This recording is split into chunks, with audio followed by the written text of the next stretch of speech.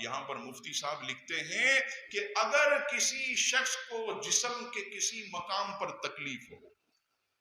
جسم کے کسی حصے میں کوئی بیماری پیدا ہو گئی،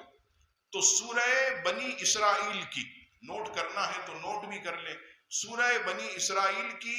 آیت نمبر 105، 15واں پارہ سورہ بنی اسرائیل کی آیت نمبر 105، اور اس کا پہلا حصہ وَبِالْحَقِّ أَنزَلْنَاهُ وَبِالْحَقِّ نَزَلَ، صرف اتنا اگر 7 مرتبہ اگر کوئی پڑھ کر اس مقام پر دم کرے تو اللہ تعالیٰ اس بیماری کو دور فرمائے۔ تو یہ بہت بہترین جو ہے وہ وظیفہ حضرت خضر علیہ السلام نے ہمیں عطا کیا۔ اگر کسی کو یہ وظیفہ چاہیے ہو تو یہ 15ویں پارے سے الحمدللہ، اب تو آپ کے پاس موبائل ہوتا ہے، آپ تصویر بھی کھینچ سکتے ہیں، اور اتنی زیادہ جو ہے وہ اس میں